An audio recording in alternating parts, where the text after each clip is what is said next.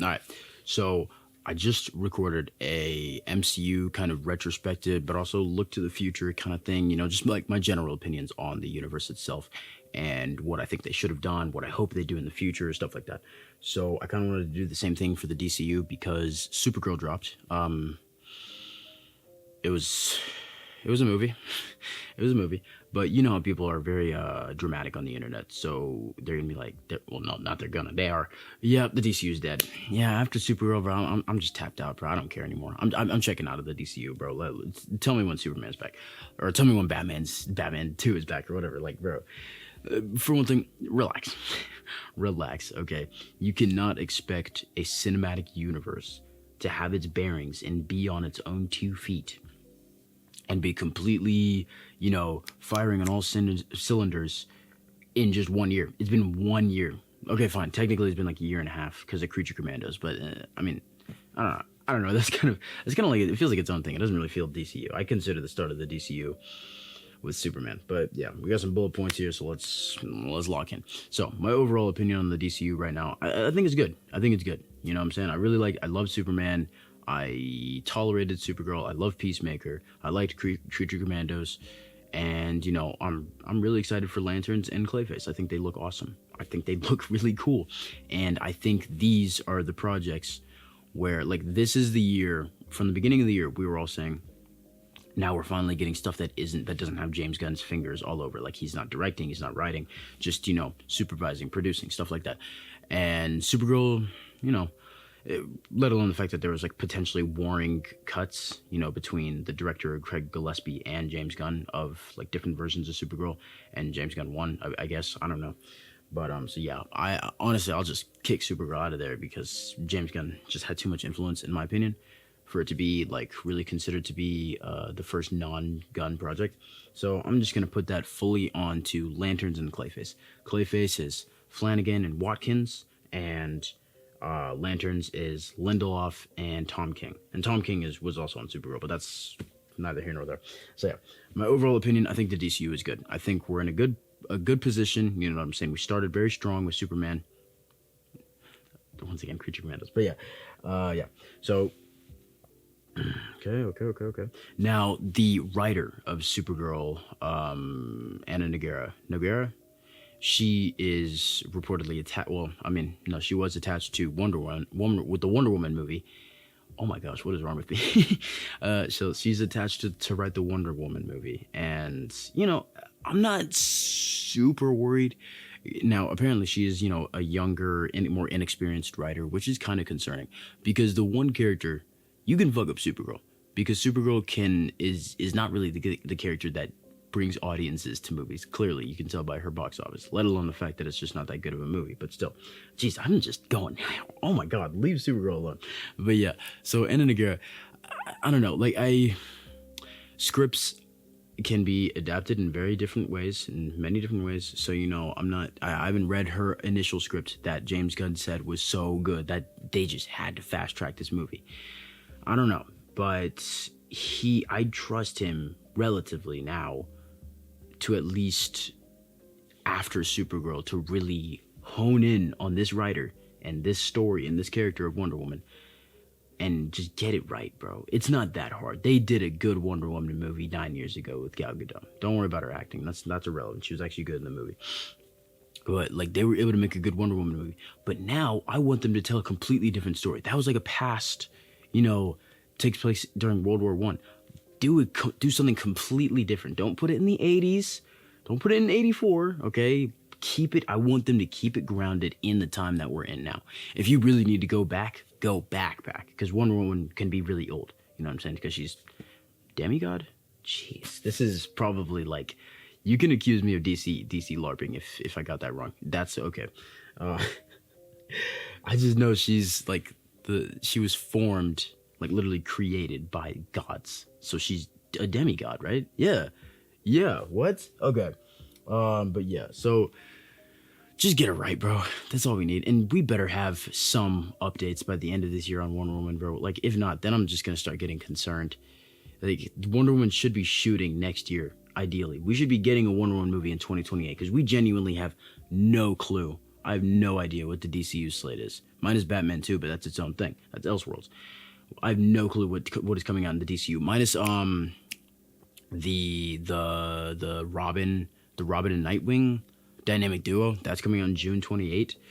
Which, it's cool. Once again, I guess it might be canon to the DCU. I don't really care about that because it's an animated movie. I'm still gonna watch it, obviously, because it has a cool animation style, stuff like that. Skybox Studios, but dude, just give us important stuff because James keeps focusing on these obscure characters, which is fine. That's cool.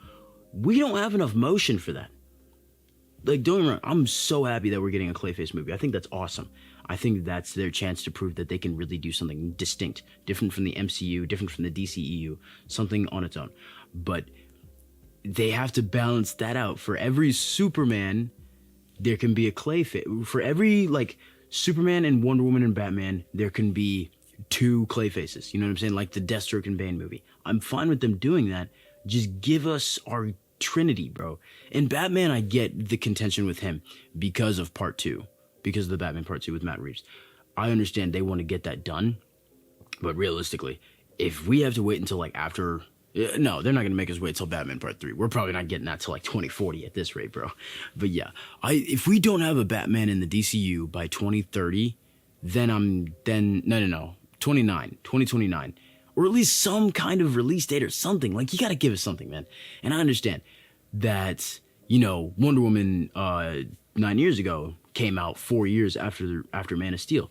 So, I guess, yeah, going off of that timeline, we could not have a Wonder Woman movie till 2029 and it'd kind of be okay. Because at least we got stuff in between that. You know what I'm saying?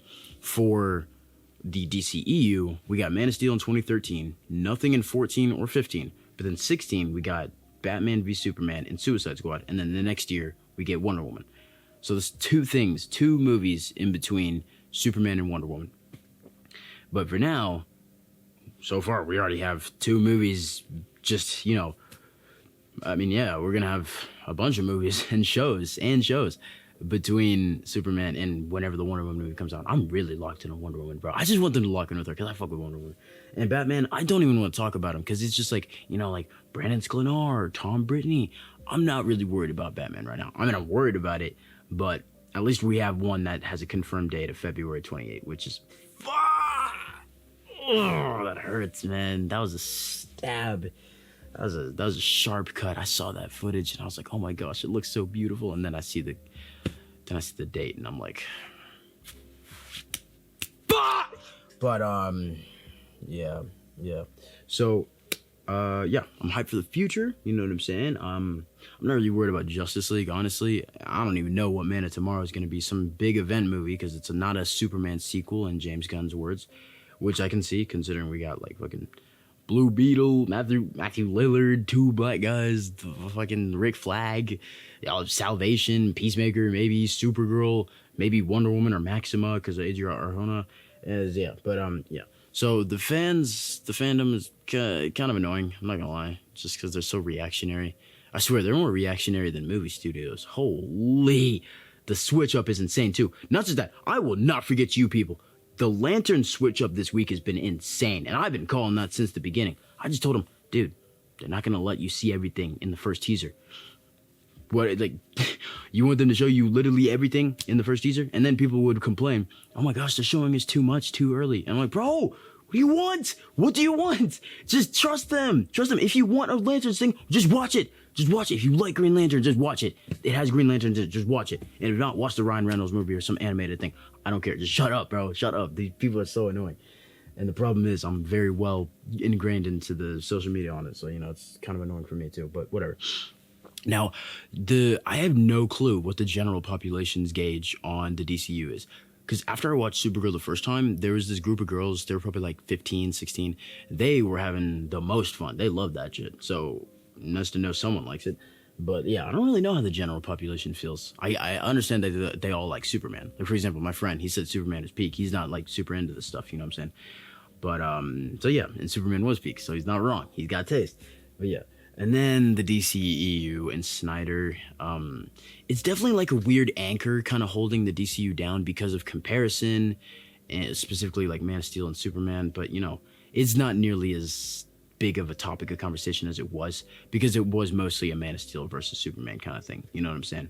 So Corn Sweat versus Cavill, which I like Corn Sweat, but that's just because he's the Superman that I kind of grew up with. I've never seen Man of Steel. I'll be honest, I haven't seen that movie, but I do want to do a Man of Steel versus Superman video, so I do have to watch it eventually. So yeah, I'm not watching Batman v Superman though. Fuck that. But yeah, so yeah, no, the DCU is not dead. It's not in trouble. I understand if you're worried or if you think that it's in trouble, specifically because of Supergirl and the fact that we don't have a plan for the Trinity. We don't have nothing with... And Flash and Aquaman, I understand that. You can push those, you know what I'm saying? They just had movies 3 years ago. We don't need them right now. But yeah, I just... yeah, I'm hyped. I'm hyped for the future, man. I just really want this universe to succeed. Because I'm damn near getting converted to be a DCU fan. Oh, I almost did last year. I consumed so much DC content in the past year. It's actually insane. And it's mostly animated shows. I watch all of the Justice League, and then I'm currently going through JLU, and then I watched all of the DCU stuff like Superman, Peacemaker, and then Supergirl, and all this stuff. So yeah, I really got into DC this past year, way more than I used to.